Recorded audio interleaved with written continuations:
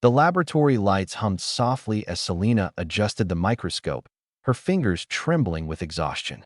3 months aboard the interstellar research station Kepler's promise had taught her that space was beautiful, lonely, and utterly unforgiving. At 19, she was the youngest xenobiologist on the crew, brought along only because her grandmother had been the station's chief medical officer before the illness took her 6 weeks ago. Now Selena worked alone in the biolab, surrounded by her grandmother's notes, trying to make sense of decades of research into Earth's biological compounds. The rest of the crew thought she was wasting her time. What good were ancient Earth remedies when they had synthesized medicines that could cure almost anything? A soft mewing interrupted her thoughts. Selena turned to see the station's cat, a scraggly orange tabby named Muffin, pawing at the lab door. The cat had belonged to her grandmother, and like its owner, it was dying. Some strange alien pathogen had infected Muffin during a routine cargo inspection, leaving the poor creature blind and weak. "Come here, baby," Selena whispered, scooping up the trembling feline.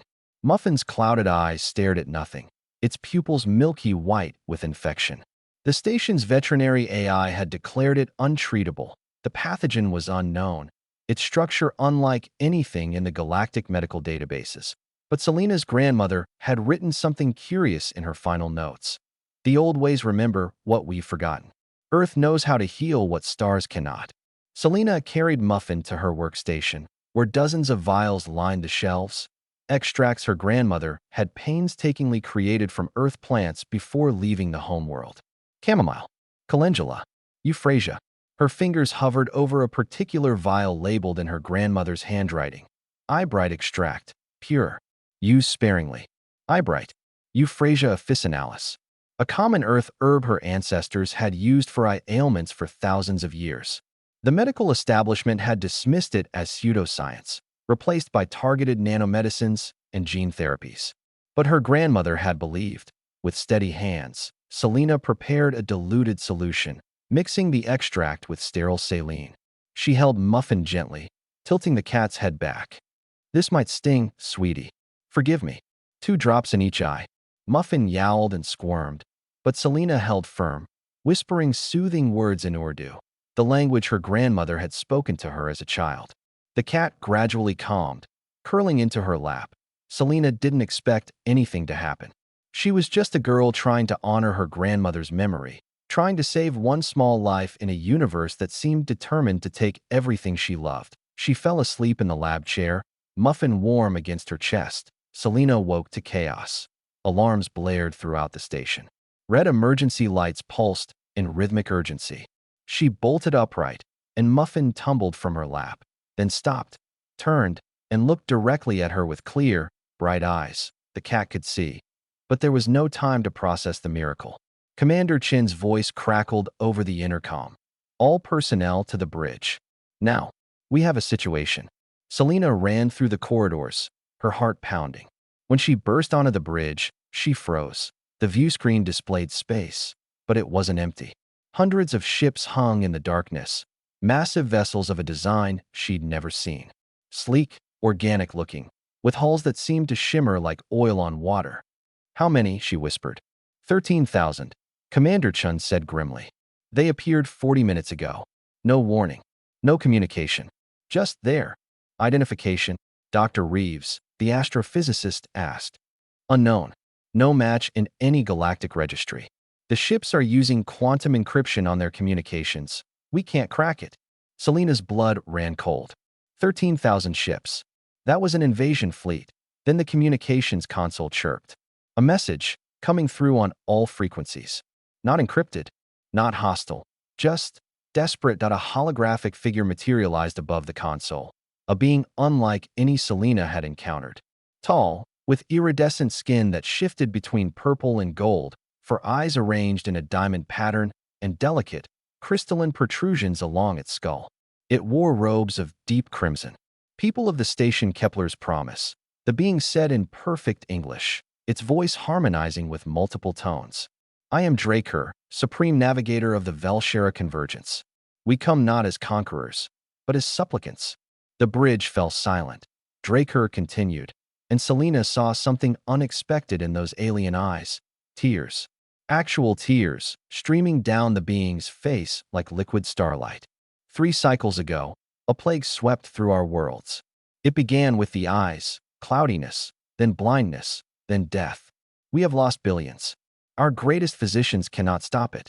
Our technology fails.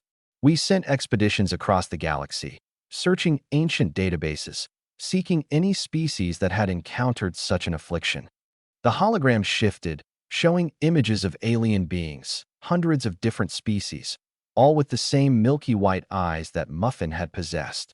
Yesterday, our deep space monitoring array detected a quantum signature, a biological anomaly emanating from this station. The pathogen we fight, it suddenly became dormant in one infected organism. We traced it here. Draker's 4 eyes fixed on the camera with an intensity that made Selena's skin prickle. We detected the cure. Whatever you did, whatever you used, it worked. Not just suppression, complete eradication of the pathogen. We have brought 13,000 ships carrying the sick and dying from 100 worlds.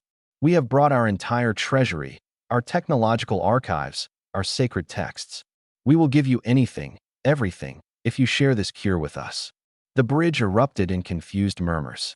Commander Chen looked around wildly. What cure?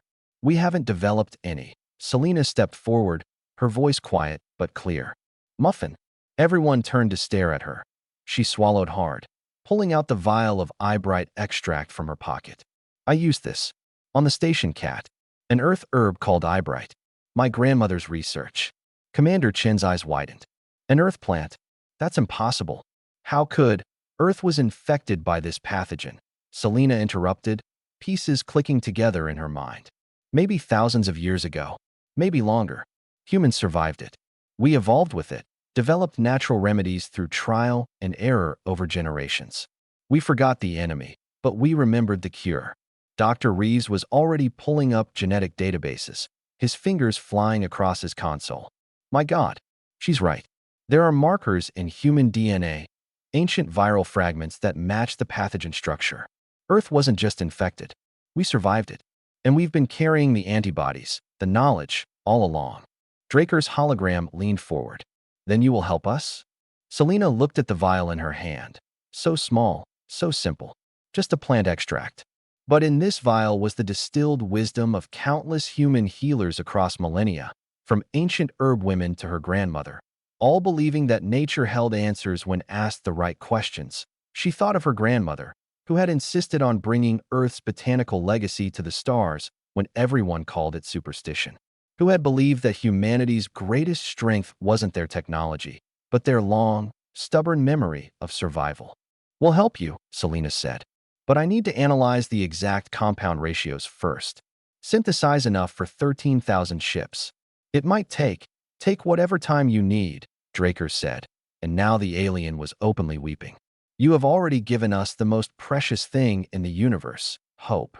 6 weeks later, Selena stood in the biolab, watching through the viewport as the last of the Veler ships departed. The plague had been stopped, billions saved. The grateful aliens had left behind gifts. Advanced propulsion technology, star charts to unknown sectors, and a monument they'd constructed in orbit. A massive sculpture of her grandmother, rendered in quantum crystal that would shine for 10,000 years. But what moved Selena most was simpler. Muffin sat on the console beside her, purring, amber eyes bright and clear, watching the ships fade into the distance that in the end. It wasn't humanity's weapons or technology that had mattered. It was an old woman's faith in Earth's wisdom, carried across the stars in small glass vials.